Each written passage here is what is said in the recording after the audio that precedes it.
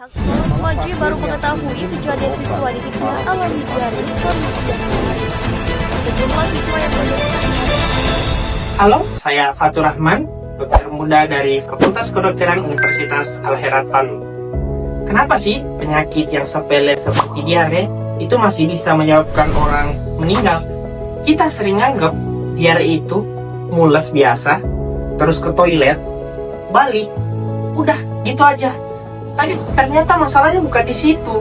Masalahnya itu ada di kehilangan cairan tubuh.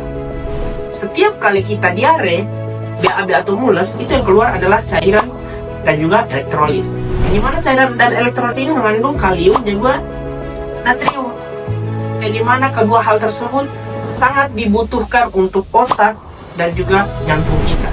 Jadi, kalau hal ini terjadi secara terus-menerus, ini akan berdampak buruk bagi kita, yang dimana akan masuk ke dalam kondisi yang namanya dehidrasi. Mulai dari yang ringan, seperti gejalanya itu rasa haus, dan sampai yang berat, yang dimana itu akan terjadi mata cekung, kita akan terasa lemas, hingga penurunan kesadaran. Dan di titik ini bukan hanya sekedar diare sekarang sudah masuk ke dehidrasi, yang dimana dehidrasi itu merupakan peringkat keempat penyebab kematian di Indonesia tahun 2024. Yang dimana hal ini yang mirisnya itu kita dapat mencegah, dan hanya hal yang sepele sebenarnya untuk kita dapat mencegah, seperti mencukupi kebutuhan cairan kita. Selain itu, kita juga bisa mencegahnya dengan kita datang ke fasilitas kesehatan pertama, yang dimana kapan kita harus datang kalau misalnya kita sudah BAB lebih dari 3 kali selama sehari.